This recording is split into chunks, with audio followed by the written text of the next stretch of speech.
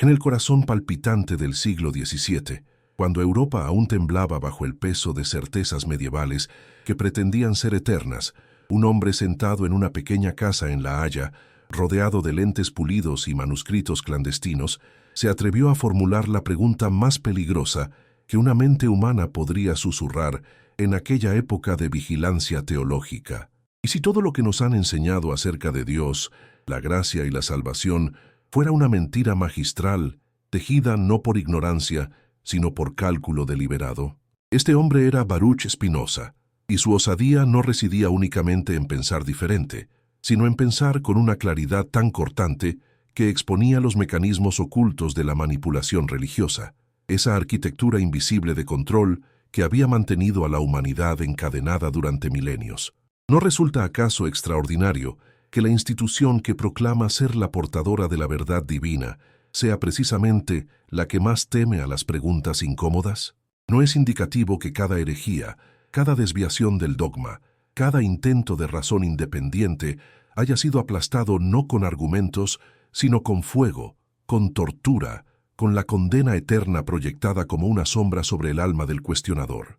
Spinoza comprendió algo fundamental que las autoridades eclesiásticas habrían preferido mantener sepultado en las catacumbas del conocimiento prohibido, que la gracia, esa supuesta intervención divina caprichosa que los sacerdotes distribuían como mercancía rara y preciosa, no era otra cosa que la libertad interior del individuo, la capacidad racional de comprender las causas y conectar con la sustancia divina que permea toda la existencia.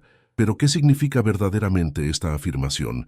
¿Qué implicaciones tiene para quien ha invertido su vida entera en creer que la salvación viene de las manos de otros, de intermediarios vestidos de púrpura que susurran palabras en latín antiguo, mientras sus ojos brillan con el conocimiento de un secreto que prometen revelar solo a los obedientes? Durante siglos, la Iglesia había construido un sistema de dependencia psicológica tan sofisticado que hacía parecer natural lo completamente artificial.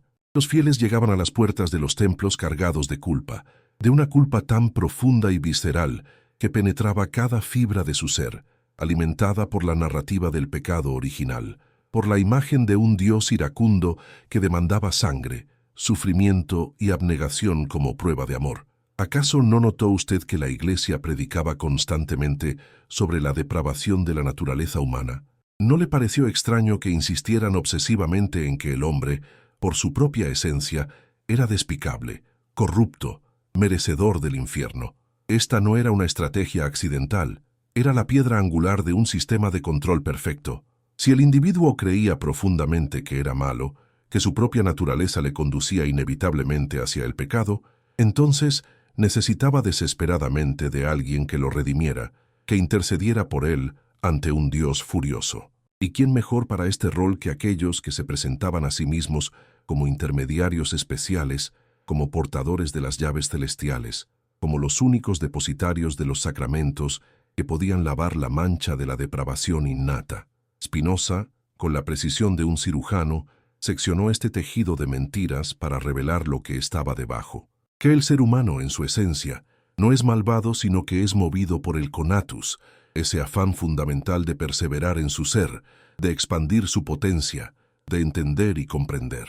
Cuando el individuo comprendía esto, cuando realmente internalizaba que su naturaleza no es la depravación, sino la capacidad de pensar, de razonar, de conectar con el entramado infinito de la causalidad que es Dios mismo, entonces la Iglesia perdía su poder más fundamental, el miedo. ¿No es el miedo, después de todo, la verdadera religión de la Iglesia medieval? No la fe, sino el miedo al castigo eterno, el miedo a la condenación infinita, el miedo a que si se desobedecía, aunque fuera una prescripción pequeña, la ira de Dios descargaría plagas, enfermedades y muertes sobre los seres queridos. Spinoza vio con claridad sobrenatural cómo el sistema religioso funcionaba en realidad. No elevaba al ser humano hacia una comprensión racional de lo divino, sino que lo sumergía en una paranoia constante, en una vigilancia interiorizada, donde hasta los pensamientos podían ser pecado. La confesión no era un acto de liberación espiritual, sino un dispositivo de vigilancia, donde el sacerdote, presentado como mediador de Dios, recopilaba información íntima, contraseñas del alma, secretos oscuros que luego podían ser utilizados para mantener la obediencia. Spinoza, quien había crecido en una comunidad judía pero había sido expuesto a las complejidades intelectuales del pensamiento europeo, reconoció que esta estructura de control trascendía las denominaciones religiosas. Tanto el catolicismo como el protestantismo, tanto el judaísmo tradicional como el islam ortodoxa, compartían este mecanismo fundamental, la creencia de que Dios exigía obediencia ciega, que la razón era un enemigo de la fe, que cualquier cuestionamiento era una forma de soberbia satánica que merecía ser aplastada. Pero ¿qué dice esto sobre el verdadero carácter de Dios? ¿Qué concepto de lo divino es este que demanda ignorancia, que castiga la razón, que premia la sumisión y la ceguera voluntaria? ¿No es este un Dios fabricado a la imagen de los tiranos humanos, un Dios construido por hombres que deseaban replicar el poder coercitivo que ejercían sobre sus súbditos en la esfera celestial? La perspectiva espinociana invierte completamente esta cosmología. En lugar de un Dios externo, separado de la creación, juzgando desde las alturas etéreas, Spinoza postuló un Dios que es la sustancia de todo lo que existe, inmanente, omniabarcador, que se expresa a través de todos los atributos, que se manifiesta tanto en el pensamiento como en la extensión. En este marco, ¿cómo podría haber castigo? ¿Cómo podría haber condena eterna? El mal, según Spinoza, no es una entidad metafísica, sino la ausencia de comprensión, la negación de la potencia, la disminución de la capacidad de actuar. Cuando actuamos por pasiones, por emociones que nos son impuestas desde el exterior, actuamos según las determinaciones de causas externas, y esto es lo que podríamos llamar esclavitud. Pero cuando actuamos desde la comprensión activa, desde el conocimiento de las causas, desde la razón, entonces comenzamos a participar de la naturaleza de Dios mismo, a ser portadores de aquella libertad que la Iglesia siempre afirmó que era obra de la gracia divina, pero que en realidad era simplemente la autocomprensión humana elevada a su máxima expresión. En otras palabras, la gracia no es un regalo caprichoso de un Dios lejano, distribuido a través de rituales administrados por sacerdotes. La gracia es el despertar de la razón, es el momento en que la mente humana comienza a comprender las causas profundas de las cosas, a reconocer su lugar en el tejido infinito de la naturaleza, a experimentar esa alegría infinita que surge cuando se alcanza el conocimiento verdadero. ¿Imagina usted las implicaciones políticas de esta idea para los poderes establecidos?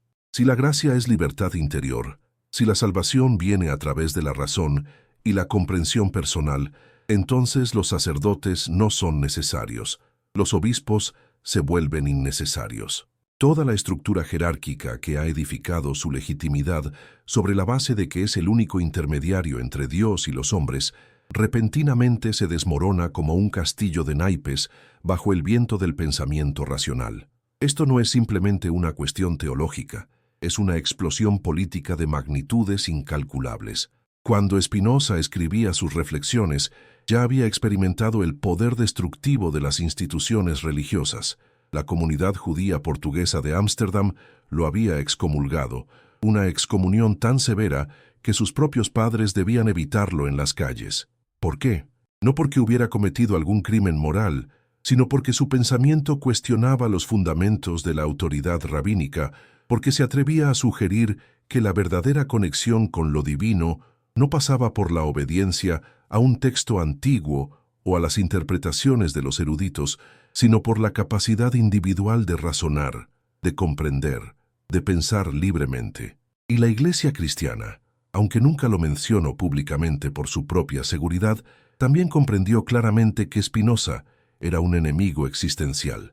Sus libros fueron puestos en el índice de obras prohibidas casi inmediatamente después de su publicación, y permanecerían allí durante siglos, porque representaban una amenaza más profunda que la de cualquier ejército externo. Representaban la posibilidad misma de que los hombres y mujeres despertaran a su propia libertad, que comprendieran que su prisión era una prisión mental, que sus cadenas eran voluntarias porque les habían enseñado a confundir la esclavitud con la seguridad. Y aquí llegamos a la pregunta verdaderamente lacerante: ¿por qué la Iglesia, si realmente creía que predicaba la verdad divina, temía tanto a Spinoza? ¿Por qué no podía simplemente refutar sus argumentos con la claridad de la verdad? ¿No es indicativo que la respuesta no fuera argumentativa, sino represiva? Que se utilizara la excomunión, el exilio social, la amenaza de castigo eterno, todo lo que Spinoza demostraba que era el mecanismo fundamental del control religioso. La Iglesia no temía a Spinoza porque su filosofía fuera falsa.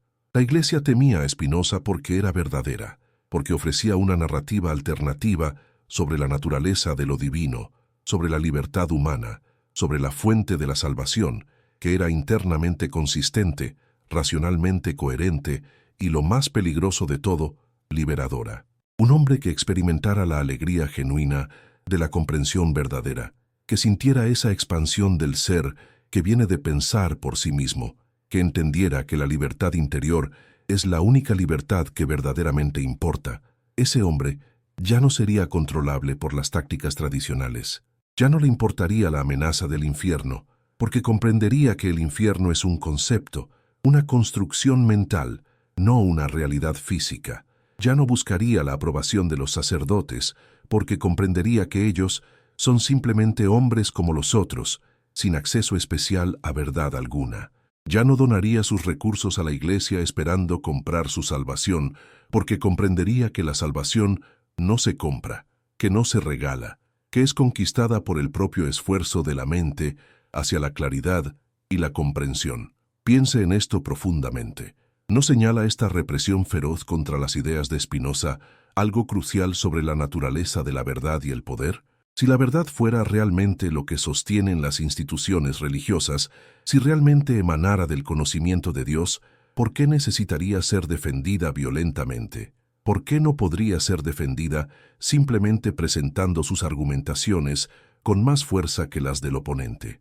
La verdad, la verdadera verdad, según la lógica de Spinoza, es autoevidencia, es autoexplicativa, posee una luz interna que no requiere de defensa armada. Pero la mentira cuidadosamente construida para servir intereses políticos, la mentira que ha sido transformada en ortodoxia durante tantos siglos que ha sido olvidado que una vez fue mentira, esa mentira sí requiere vigilancia, represión, censura y un aparato completo de coerción. Spinoza percibió que la historia completa de la religión institucional era la historia de cómo las estructuras de poder habían capturado el concepto de Dios, lo habían privatizado, lo habían monopolizado, lo habían convertido en una herramienta de dominio. Y comprendió que para liberarse de este dominio, los hombres no necesitaban abandonar la noción de Dios, simplemente necesitaban repensar completamente lo que Dios significa. Necesitaban pasarlo a través del tamiz de la razón, necesitaban atreverse a formular preguntas que durante siglos habían estado explícitamente prohibidas. Y ahora le invito a usted, quien lee estas palabras en este momento, desde donde quiera que se encuentre en este planeta, a que pause por un instante y considere esto conmigo. Escriba en los comentarios desde qué país y ciudad está leyendo, qué hora es exactamente donde usted reside, porque el pensamiento de Spinoza no es abstracto, es concreto, encarnado, situado. Cada una de las personas que leen estas reflexiones está situada en un lugar específico, en un tiempo específico, bajo estructuras de poder específicas. Y si bien no vivimos ya bajo la censura directa del Santo Oficio, ¿no enfrentamos acaso formas más sutiles de represión? ¿No tenemos acaso dogmas modernos que cumplen la función que los dogmas religiosos medievales cumplían? Controlarnos, limitarnos, impedirnos pensar verdaderamente. Spinoza hablaba de la libertad interior, pero esta libertad no es algo que se pueda mantener en aislamiento. Es algo que florece cuando se comparte, cuando se transmite, cuando otros despiertan a la posibilidad de su propia autonomía. Así que le pido además que si estas palabras resuenan en su alma, si siente que algo verdadero se está siendo dicho aquí, que comparta este video, esta reflexión, con un amigo cercano, con alguien a quien ama, que lo haga con el deseo profundo de que este despertamiento, este movimiento hacia la libertad verdadera, traiga bendiciones a su familia, sanación a sus relaciones, claridad a sus mentes, porque la libertad nunca es un asunto individual. La emancipación de una mente contribuye a la emancipación de todas. Mato, segunda parte. El conflicto entre fe y razón. A medida que nos adentramos más profundamente en la filosofía de Spinoza, comienza a revelarse un conflicto fundamental que no es simplemente intelectual, sino que toca las raíces mismas de cómo la humanidad ha sido organizada socialmente durante milenios. Este conflicto no es entre fe y razón, como simplemente podría parecer a primera vista. Es más bien entre dos concepciones radicalmente diferentes de qué constituye el conocimiento verdadero, quién tiene derecho a poseerlo y cómo debe ser distribuido en la sociedad. Durante toda la Edad Media y buena parte de la modernidad temprana, la Iglesia había mantenido un monopolio virtualmente absoluto sobre la interpretación de la realidad. Funcionaba bajo una estructura claramente jerarquizada. El Papa, como cabeza visible de la Iglesia, era considerado infalible en cuestiones de fe y moral. Los obispos y cardenales formaban una clase especial de hombres que supuestamente poseían una comprensión más profunda de lo divino. Los sacerdotes ordinarios eran los intermediarios locales entre Dios y el pueblo. Y finalmente, estaban las masas de fieles, a quienes se les enseñaba que su rol era la obediencia, la aceptación sin cuestionamiento, la delegación completa de su capacidad de juzgar en manos de sus superiores eclesiásticos. ¿No es fascinante cómo esta estructura replica exactamente la pirámide del poder político? ¿No sugiere esto que la religión no era simplemente una búsqueda de verdad espiritual, sino un dispositivo de organización social diseñado para mantener jerarquías de poder? Spinoza reconoció que este sistema funcionaba porque tenía una narrativa coherente y poderosa. Decía que el hombre es una criatura caída, inherentemente débil, incapaz por naturaleza de comprender las cosas verdaderamente. El intelecto humano, según la doctrina religiosa oficial, estaba corrompido por el pecado, cegado por la concupiscencia, inclinado naturalmente hacia el error y el engaño. Por lo tanto, se argumentaba, el ser humano necesitaba que le fuera revelada la verdad desde afuera, por una autoridad superior que no estuviera contaminada por esta corrupción humana. La Iglesia presentaba a sí misma como esta autoridad redentora, como el vehículo a través del cual Dios comunicaba la verdad a un mundo que de otro modo estaría condenado a la ignorancia y la perdición.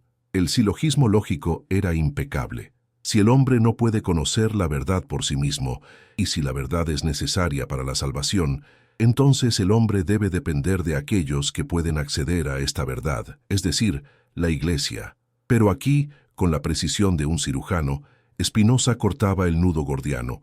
¿Quién dijo que el hombre es incapaz de conocimiento verdadero? ¿De dónde proviene esta afirmación? ¿Es realmente revelación divina o es simplemente una tesis conveniente fabricada por quienes se benefician del monopolio del conocimiento? Para entender verdaderamente cómo Spinoza era percibido como herético, necesitamos comprender qué exactamente estaba en juego. No era solamente una cuestión teológica abstracta sobre la naturaleza de Dios o la validez de los sacramentos.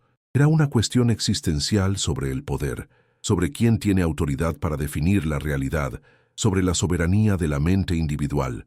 Spinoza afirmaba que cada ser humano, por el hecho de ser una expresión singular de la sustancia infinita, por el hecho de poseer la capacidad de pensar, poseía también la capacidad de comprender verdaderamente. No necesitaba de un intermediario especialmente ordenado, no necesitaba de sacramentos administrados por sacerdotes, no necesitaba de confesar sus pecados a hombres que portaban la máscara de la autoridad divina. Lo que necesitaba era educación, acceso a los libros, permiso para ejercer la razón sin temor a la represalia. Esta fue una afirmación revolucionaria en su época porque fundamentalmente desafiaba la estructura que hacía posible el poder eclesiástico. Si cada persona podía acceder directamente a la verdad a través de la razón, entonces, ¿cuál era el propósito de la jerarquía eclesiástica? ¿Cuál era la justificación para la riqueza enorme de la Iglesia, para sus posesiones territoriales, para su influencia política? ¿No sería obvio que esta estructura era un aparato de explotación más que de salvación? La Iglesia medieval había sido particularmente hábil en transformar el conocimiento en misterio, en mantener ciertos textos y enseñanzas solo disponibles en latín, una lengua que la mayoría del pueblo no hablaba. Los fieles no podían leer la Biblia por sí mismos, debían depender de los sacerdotes para saber qué decía. Y convenientemente, Los sacerdotes se encargaban de interpretar los textos de maneras que reforzaban la autoridad de la Iglesia. ¿Acaso no les parece extraordinario que el Concilio de Trento específicamente prohibiera que los ciudadanos ordinarios poseyeran ediciones de la Biblia en sus lenguas vernáculas? ¿Qué temía la Iglesia que sucedería si la gente pudiera leer directamente las palabras que supuestamente eran la revelación divina? ¿No sugiere esto una falta profunda de confianza en la verdad supuesta de su propio mensaje? Spinoza vio que esta represión de la alfabetización, esta restricción deliberada de acceso al conocimiento, era el corazón del sistema de control. El control no se ejercía simplemente a través de la fuerza física, aunque ciertamente la Inquisición era brutal. El control más profundo se ejercía controlando lo que se sabía, lo que se podía pensar, lo que era permisible investigar. Pero aquí es donde Spinoza se vuelve particularmente astuto filosóficamente. Él no simplemente atacaba la autoridad de la Iglesia desde una perspectiva externa. En cambio, penetraba en la lógica interna del cristianismo mismo y mostraba cómo la representación que la Iglesia hacía del mensaje de Jesús era una distorsión fundamental de lo que Jesús realmente enseñaba. ¿Qué había predicado Jesús después de todo? Amor sin condiciones, libertad del legalismo, una conexión directa e inmediata con lo divino. Jesús en los evangelios constantemente desafiaba a las autoridades religiosas, a los sacerdotes y fariseos que, según él, se sentaban en la cátedra de Moisés y aplicaban la ley de manera rígida, mientras perdían de vista el espíritu de la ley. ¿Quién era el verdadero hereje? Jesús, quien predicaba libertad y la capacidad de cada individuo de conectar directamente con Dios sin intermediarios, o la Iglesia medieval, que hablaba en nombre de Jesús mientras construía exactamente la estructura jerárquica opresiva que Jesús había criticado? Spinoza veía una ironía devastadora. La institución que más vocalmente proclamaba su continuidad con Jesús era precisamente la institución que más completamente había traicionado los valores fundamentales que Jesús enseñaba. La Iglesia se había transformado en exactamente aquello contra lo que Jesús había luchado, una burocracia religiosa que utilizaba la religión para concentrar poder, para opresivamente manipular las conscientes de los hombres, para mantener estructuras de desigualdad bajo el manto de la autoridad divina. Y así comenzamos a ver la verdadera herejía de Spinoza, una herejía que va más allá del teísmo o ateísmo, más allá de cualquier afirmación específica sobre los atributos de Dios. La verdadera herejía de Spinoza era su insistencia en la capacidad de la razón humana para comprender la realidad, en la dignidad del intelecto, en la posibilidad de que cada persona podría y debería pensar por sí misma. Para una institución construida sobre el control del pensamiento, esto era verdaderamente intolerable. Cuando Spinoza hablaba de libertad, no hablaba solamente de la capacidad de hacer lo que uno quiere sin restricciones externas. Hablaba de libertad intelectual, de la emancipación del pensamiento de las cadenas de la autoridad impuesta.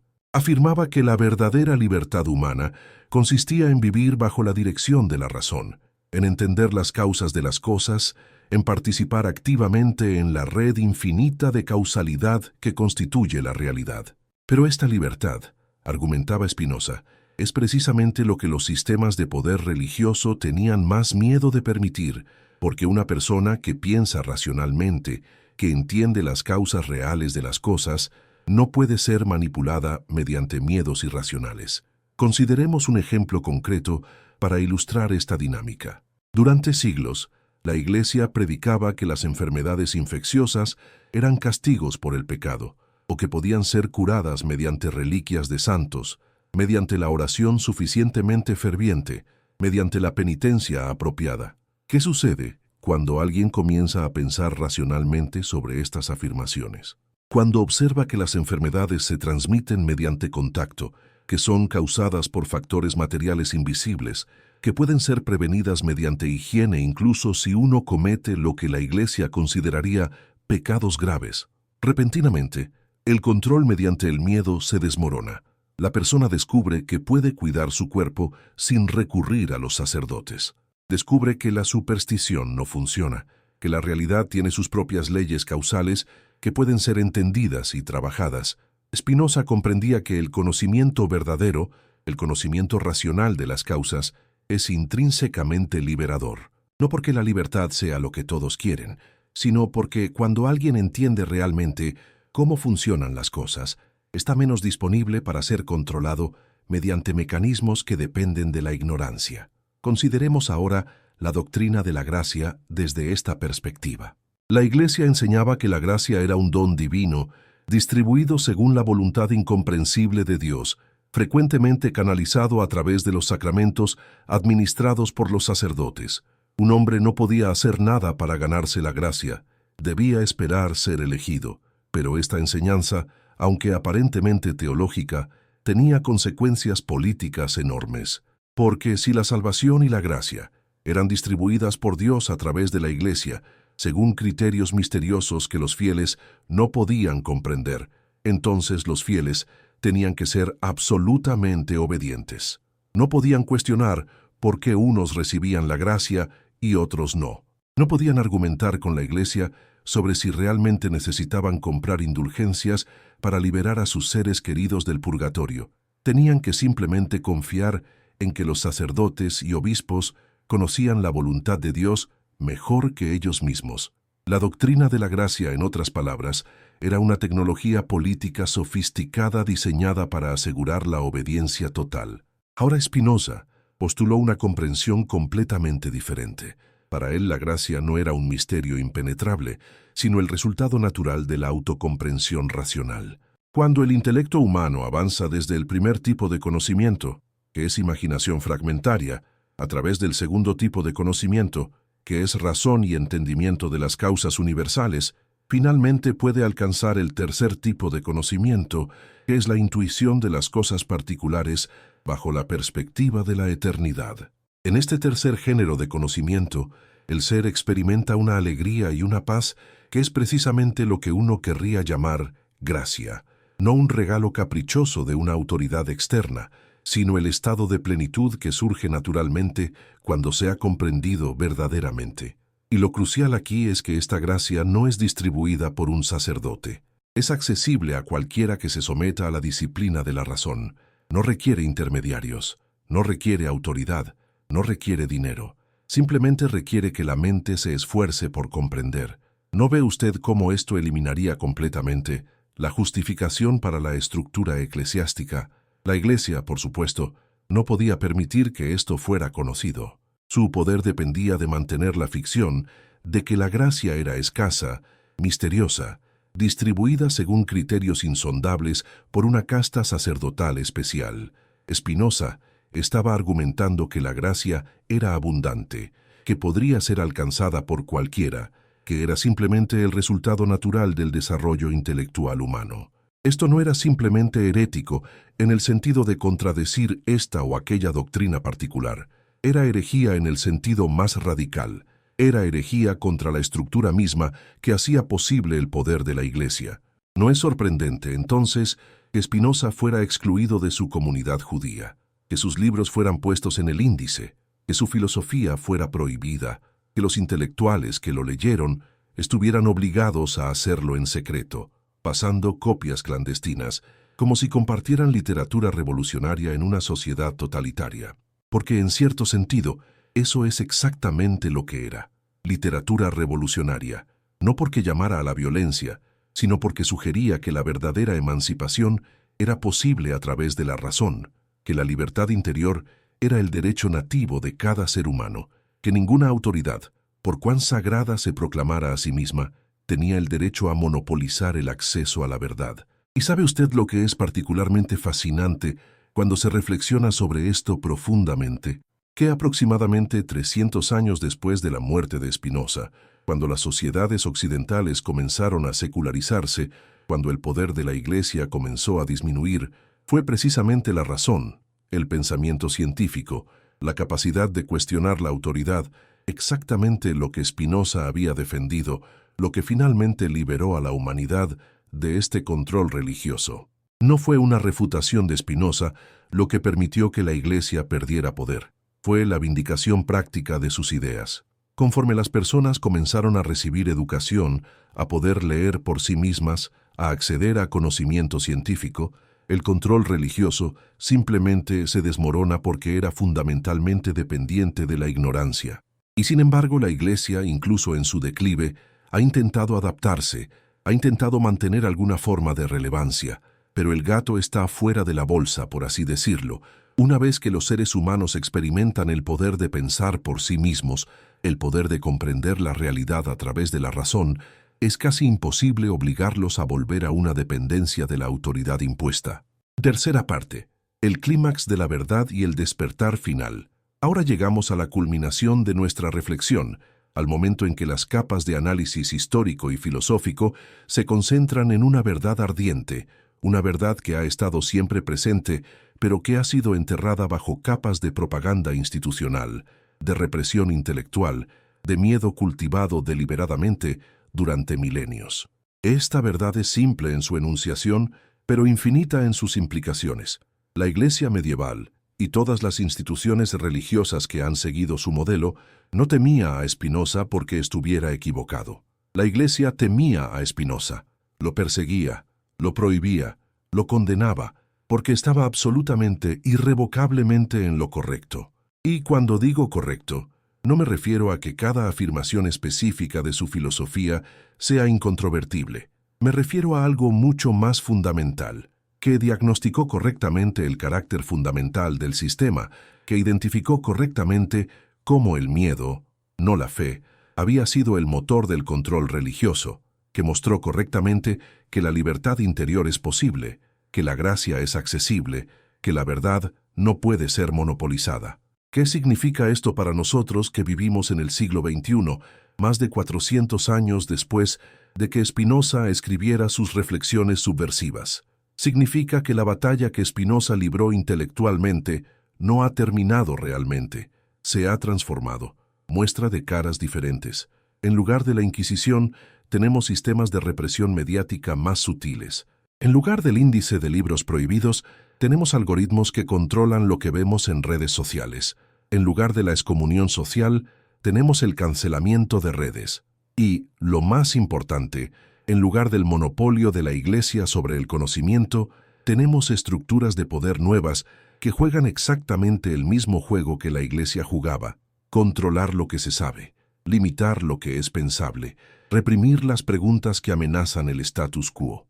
¿No es así que funcionan ahora los poderes establecidos? ¿Acaso no buscan constantemente definir lo que es permitido decir, lo que es permitido pensar, lo que es permitido investigar? ¿No hay hoy en día ciertas verdades que si osas articularlas públicamente, enfrentarás represalia social, pérdida de empleo, ser excluido de los espacios de influencia?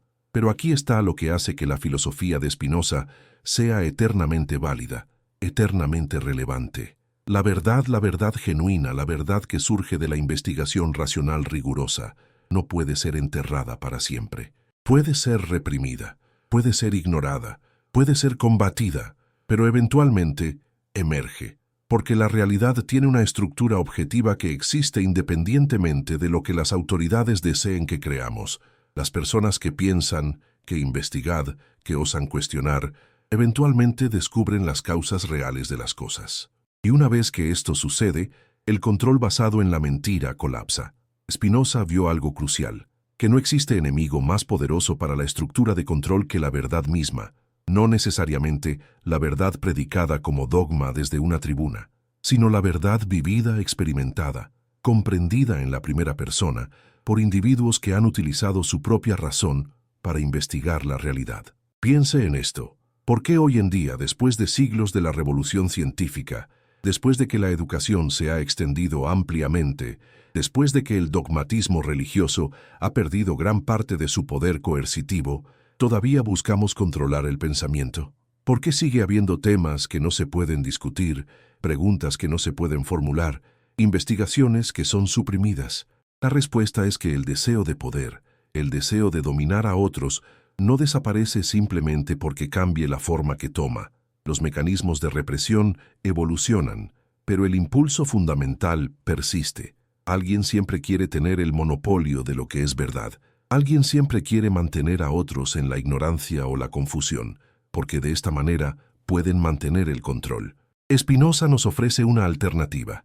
La posibilidad de que cada persona abandone la dependencia de las autoridades impuestas y busque la verdad por sí misma, que cultive la razón, que se esfuerce por comprender las causas verdaderas de las cosas.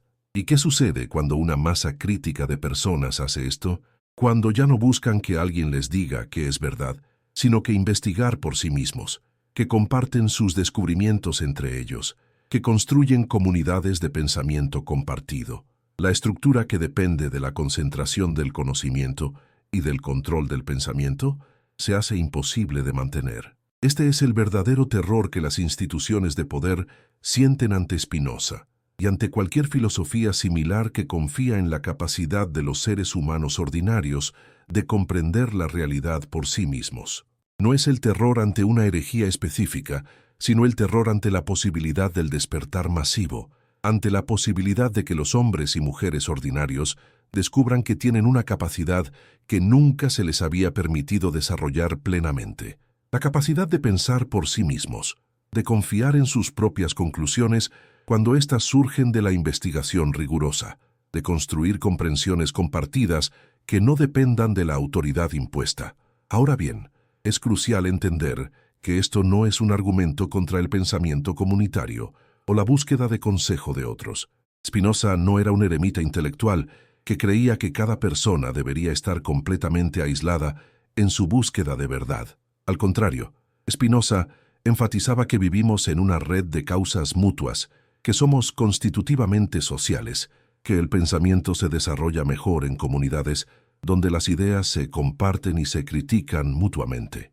Lo que Spinoza atacaba no era la comunidad, sino la comunidad fundada en la represión, en la obediencia ciega, en la delegación total del pensamiento en manos de otros. Lo que Spinoza ofrecía era una visión de comunidad basada en la razón compartida, donde cada miembro tiene acceso a la verdad y donde la comunidad funciona como una especie de laboratorio colaborativo de investigación en lugar de como una estructura jerárquica de dominio. ¿Puede imaginar cómo sería la sociedad si realmente operara bajo este principio?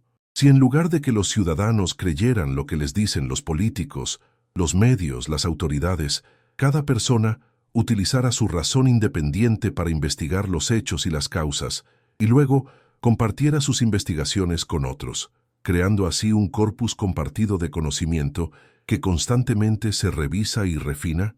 Esto nos lleva a una pregunta incluso más profunda. ¿Por qué durante milenios los sistemas de poder han preferido mantener a la gente en la ignorancia? ¿Por qué la verdad es percibida como una amenaza? La respuesta de Spinoza es elegante, porque la verdad, la verdadera comprensión racional, expande la potencia de quien la posee. Cuando entiendo verdaderamente las causas de algo, cuando penetro en los mecanismos subyacentes, me vuelvo más capaz, más autónomo, menos dependiente de otros. Pero los sistemas de poder funcionan expandiendo la potencia de algunos a costa de limitar la potencia de otros. Cuando la Iglesia mantenía al pueblo en la ignorancia, estaba garantizando que la potencia, la capacidad de comprensión y acción, permanecería concentrada en las manos de la clase sacerdotal. Cuando el Estado moderno controla los medios de comunicación, está haciendo exactamente lo mismo, expandiendo su propia capacidad de definir la realidad a costa de limitar la capacidad del ciudadano ordinario de investigar independientemente.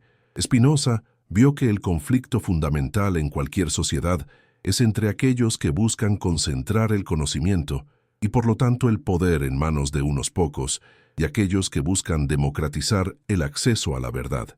Y aquí es donde llegamos a algo que es particularmente relevante para los tiempos en que vivimos. El intento actual de reprimir las investigaciones sobre ciertas verdades, de cancelar a aquellos que se atreven a cuestionar la narrativa oficial, de crear esferas de lo que es permitido pensar públicamente. Todo esto es exactamente lo que Spinoza argumentaría que es el signo revelador de una estructura de poder que es fundamentalmente frágil, que sabe que su legitimidad no puede sostenerse si es completamente examinada.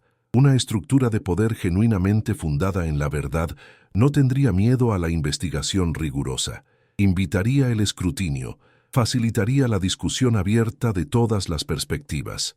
Pero las estructuras de poder que están fundamentadas en la mentira, en los intereses particulares, en la manipulación de la realidad, esas estructuras tienen que luchar desesperadamente contra la verdad. Tienen que censurar, tienen que reprender, tienen que crear enemigos de aquellos que simplemente buscan entender. Lo que Spinoza nos enseña entonces es que hay una batalla metafísica fundamental en el corazón de la historia humana, una batalla entre la verdad y la mentira, entre la libertad intelectual y la represión del pensamiento, entre la expansión de la potencia de todos y la concentración de la potencia en manos de unos pocos. Y esta batalla no será nunca completamente ganada por un lado u otro, porque refleja una contradicción fundamental en la naturaleza humana. Queremos simultáneamente libertad y seguridad, verdad e ilusión, autonomía y comunidad. Pero lo que Spinoza insiste es que el movimiento neto debe ser hacia la expansión de la razón, hacia la democratización del conocimiento, hacia la liberación del pensamiento. No porque esto sea cierto en algún sentido normativo absoluto, sino porque es lo que la investigación rigurosa de la naturaleza requiere.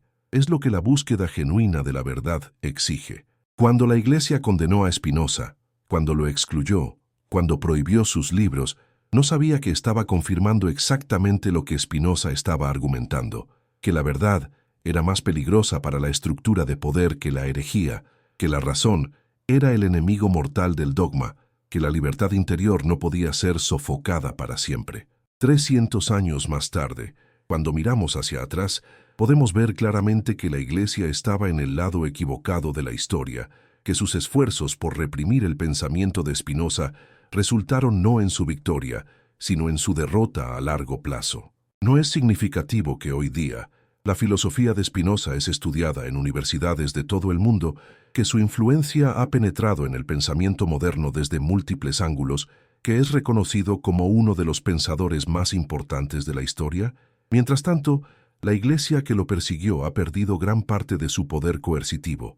La verdad que Spinoza representaba, ha prevalecido, pero esto no debe llevarnos a una complacencia ingenua, porque si Spinoza tiene razón, si la verdad no puede ser enterrada para siempre, pero tampoco puede ser asegurada para siempre, entonces existe una responsabilidad permanente que recae sobre cada generación.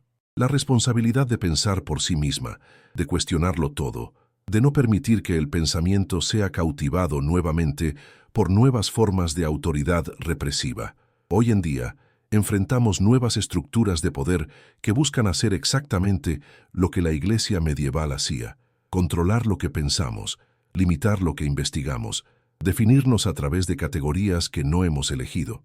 Y la resistencia a esto no consiste en la rebelión de gritar consignas diferentes, sino en la práctica tranquila, persistente, disciplinada de pensar por sí mismo, de investigar las causas verdaderas de las cosas, de cultivar la razón no como un arma contra otros, sino como un medio de liberación personal y colectiva.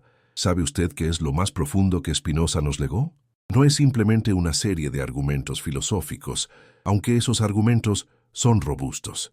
Es una invitación a una forma de ser, a una práctica de vida.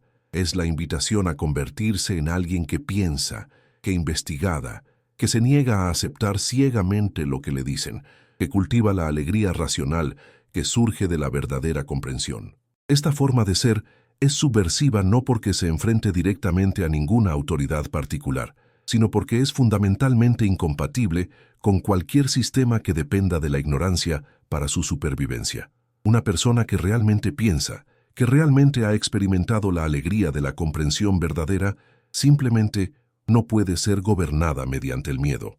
No porque sea una rebelde deliberada, sino porque ha trascendido el nivel de funcionamiento psicológico en el que el miedo es el mecanismo de control primario. Ahora bien, es tiempo de que usted, quien ha viajado conmigo a través de estas reflexiones, comprenda completamente la dimensión política de estas ideas.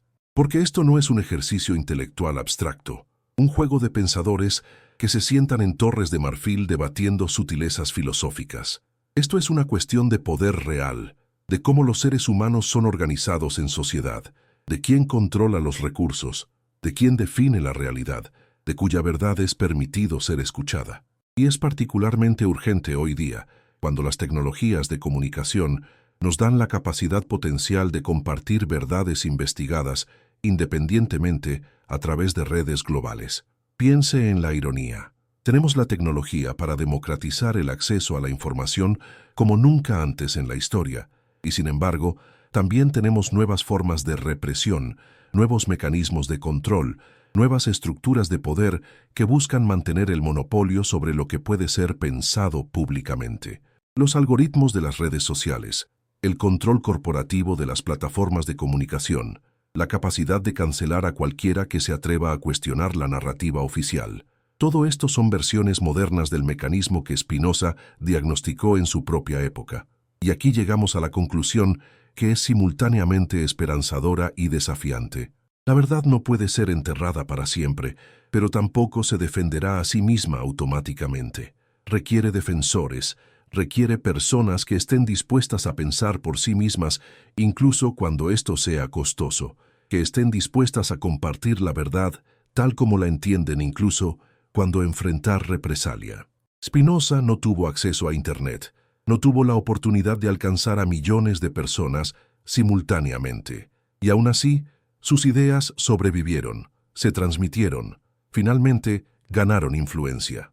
Imagina lo que es posible hoy, cuando tienes la tecnología para comunicarte globalmente, para conectar con otros que buscan la verdad, para crear comunidades de investigación compartida que pueden evadir los mecanismos de censura. Por esto es que hoy, al terminar esta reflexión profunda sobre Spinoza, sobre la gracia como libertad interior, sobre cómo la Iglesia nunca reveló la verdadera naturaleza de la emancipación espiritual, le pido de nuevo que haga algo. No es suficiente simplemente escuchar estas palabras y permitir que desaparezcan en el olvido como tantas otras cosas que encontramos en Internet y luego olvidamos. Lo que estos momentos requieren es acción, es compromiso, es un acto de participación consciente. Le pido que escriba en los comentarios el lugar exacto donde reside en este preciso momento. ¿Desde qué país me está escuchando? ¿Desde qué ciudad? ¿Qué hora es donde usted está? Porque el pensamiento espinociano es concreto, encarnado, situado. No es algo flotante en alguna esfera abstracta. Existe en cuerpos particulares, en lugares particulares, en tiempos particulares. Su verdad es particular incluso cuando sea universal. Escriba dónde está. Ayude a construir una comunidad global de personas que están despertando a su propia capacidad de pensar, que están reclamando su libertad interior, que están experimentando la gracia que Spinoza entendía como la alegría racional de la verdadera comprensión. Y además, si estas palabras han resonado en su alma, si ha sentido que algo verdadero está siendo comunicado, si ha experimentado ese movimiento del espíritu que ocurre cuando toca la verdad genuina, entonces comparta este video, esta reflexión, con un amigo cercano, con alguien a quien ama. Hágalo no porque quiera adoctrinar a alguien en una nueva ideología, sino porque desea para ese amigo lo que desea para sí mismo. La experiencia de la libertad verdadera, el acceso a la verdad, la oportunidad de despertar a su propia potencia racional. Y cuando comparta esto, hágalo con un deseo profundo, con la intención de que este despertar traiga bendiciones a su familia, sanación a sus relaciones, claridad y paz a sus mentes. Porque la verdad, cuando es verdaderamente comprendida, cuando es verdaderamente vivida, no es una fuerza represiva sino liberadora. Transforma no solo la mente, sino la vida entera. Abre posibilidades que antes parecían imposibles. Conecta a las personas a través de un entendimiento compartido que es mucho más profundo que cualquier dogma. La verdad de Spinoza permanecerá. Puede ser atacada, puede ser censurada, puede ser ignorada por generaciones, pero no puede ser destruida porque es verdad, porque emerge de la investigación rigurosa de la naturaleza de las cosas, porque explica la realidad de una manera que es internamente consistente y que corresponde a la experiencia vivida. Y cada vez que alguien en cualquier lugar, en cualquier momento, osa pensar por sí mismo, osa cuestionar la autoridad impuesta, osa investigar las causas verdaderas de las cosas, Spinoza gana. Cada vez que la gracia es experimentada como libertad interior, como la alegría racional de la comprensión verdadera, la Iglesia pierde. Esto no es un conflicto que se resolverá nunca definitivamente, porque es expresión de una tensión fundamental en la naturaleza humana y en la sociedad humana. pero la dirección del movimiento neto debe ser hacia la verdad, hacia la libertad, hacia la expansión de la razón. Esta es la conclusión a la que Spinoza nos conduce. Esta es la promesa que su filosofía contiene. Y esta tal vez es la razón por la que fue perseguido tan violentamente.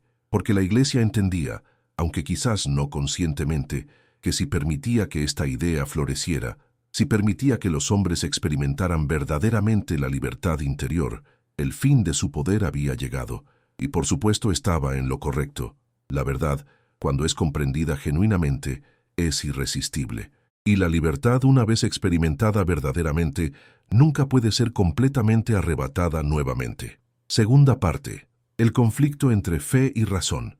A medida que nos adentramos más profundamente en la filosofía de Spinoza, comienza a revelarse un conflicto fundamental que no es simplemente intelectual, sino que toca las raíces mismas de cómo la humanidad ha sido organizada socialmente durante milenios. Este conflicto no es entre fe y razón, como simplemente podría parecer a primera vista. Es más bien entre dos concepciones radicalmente diferentes de qué constituye el conocimiento verdadero, quién tiene derecho a poseerlo y cómo debe ser distribuido en la sociedad. Durante toda la Edad Media y buena parte de la modernidad temprana, la Iglesia había mantenido un monopolio virtualmente absoluto sobre la interpretación de la realidad. Funcionaba bajo una estructura claramente jerarquizada. El Papa, como cabeza visible de la Iglesia, era considerado infalible en cuestiones de fe y moral. Los obispos y cardenales formaban una clase especial de hombres que supuestamente poseían una comprensión más profunda de lo divino. Los sacerdotes ordinarios eran los intermediarios locales entre Dios y el pueblo. Y finalmente, estaban las masas de fieles, a quienes se les enseñaba que su rol era la obediencia, la aceptación sin cuestionamiento, la delegación completa de su capacidad de juzgar en manos de sus superiores eclesiásticos. ¿No es fascinante cómo esta estructura replica exactamente la pirámide del poder político? ¿No sugiere esto que la religión no era simplemente una búsqueda de verdad espiritual, sino un dispositivo de organización social diseñado para mantener jerarquías de poder? Spinoza reconoció que este sistema funcionaba porque tenía una narrativa coherente y poderosa. Decía que el hombre es una criatura caída, inherentemente débil, incapaz por naturaleza de comprender las cosas verdaderamente. El intelecto humano, según la doctrina religiosa oficial, estaba corrompido por el pecado, cegado por la concupiscencia, inclinado naturalmente hacia el error y el engaño. Por lo tanto, se argumentaba, el ser humano necesitaba que le fuera revelada la verdad desde afuera, por una autoridad superior que no estuviera contaminada por esta corrupción humana.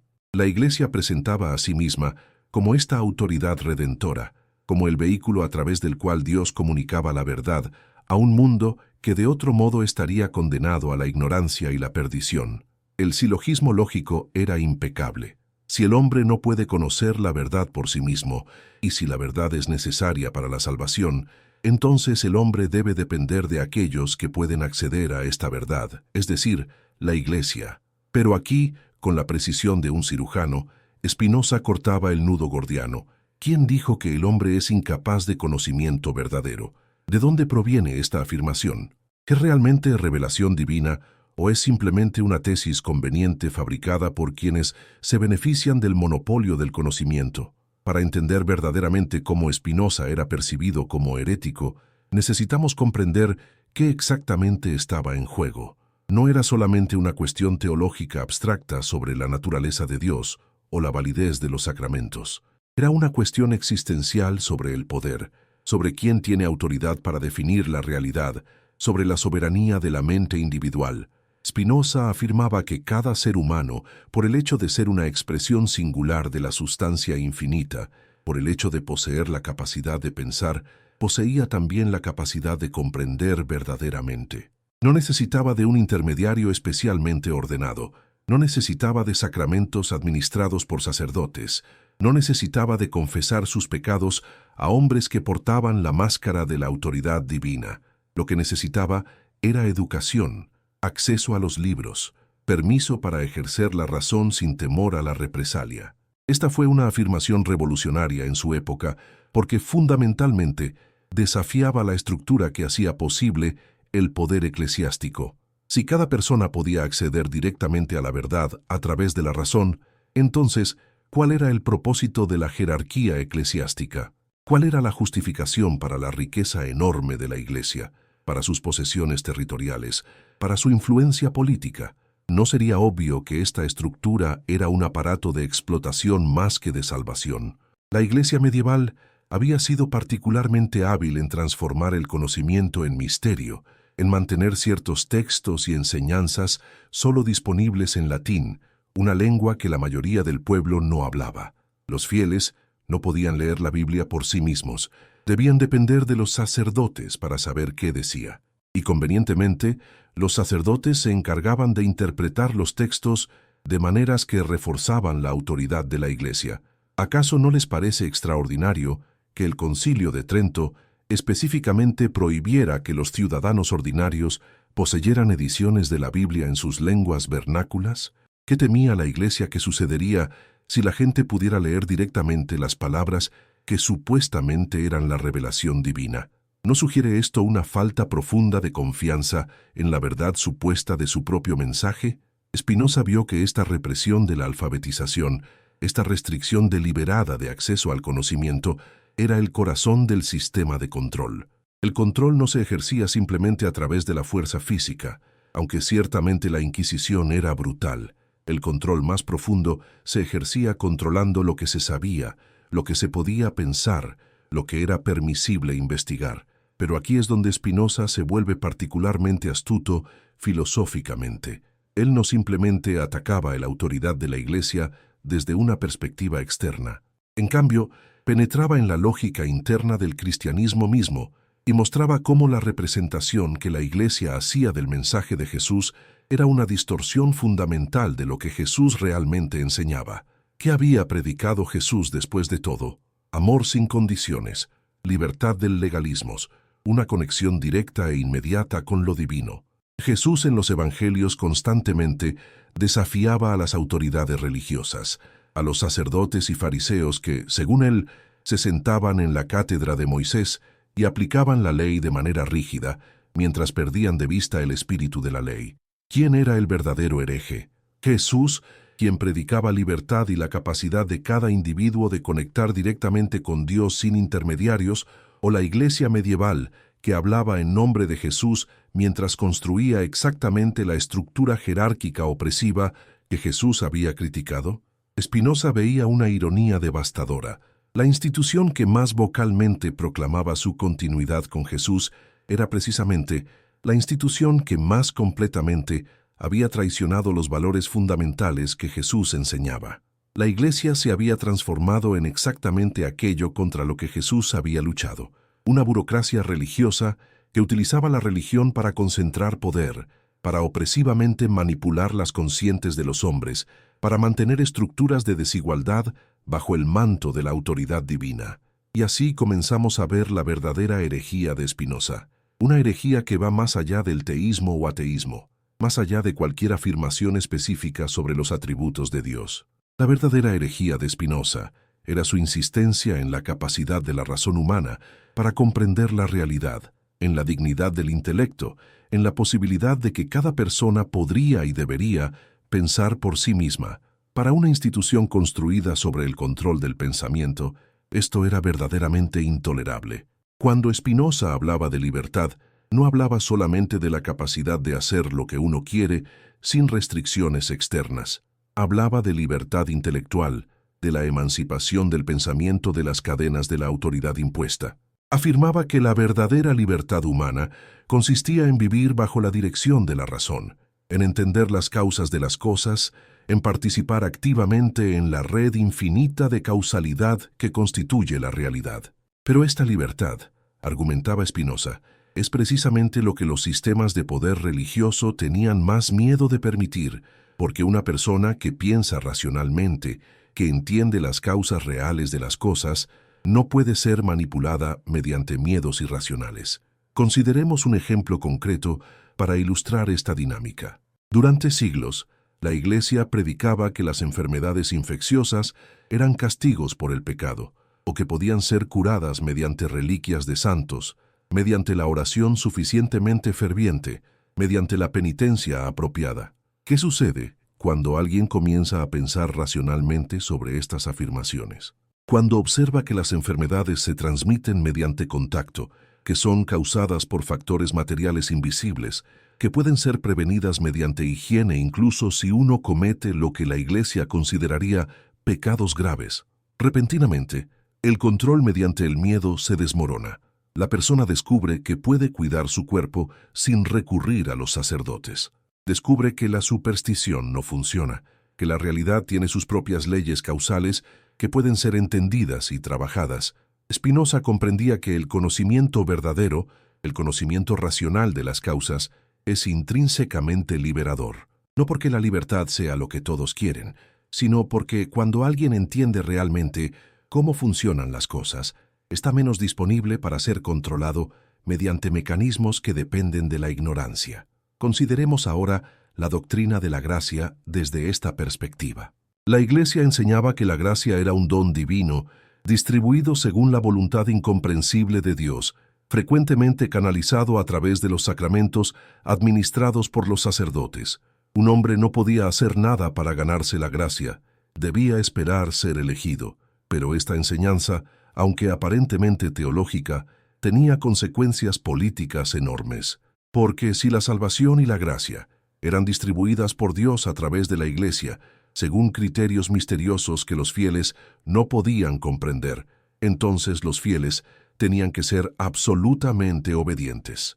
No podían cuestionar por qué unos recibían la gracia y otros no. No podían argumentar con la Iglesia sobre si realmente necesitaban comprar indulgencias para liberar a sus seres queridos del purgatorio.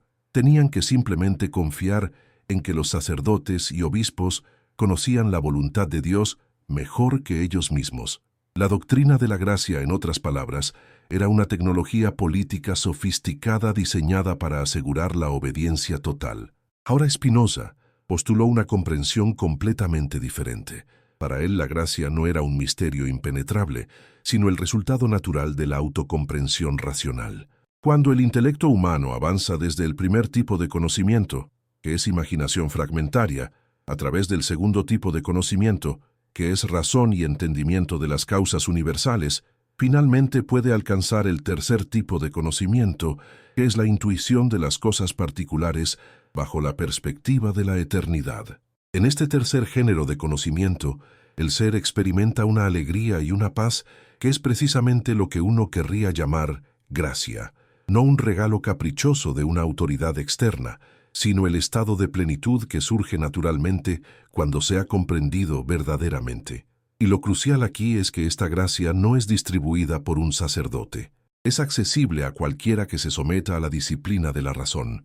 No requiere intermediarios, no requiere autoridad, no requiere dinero.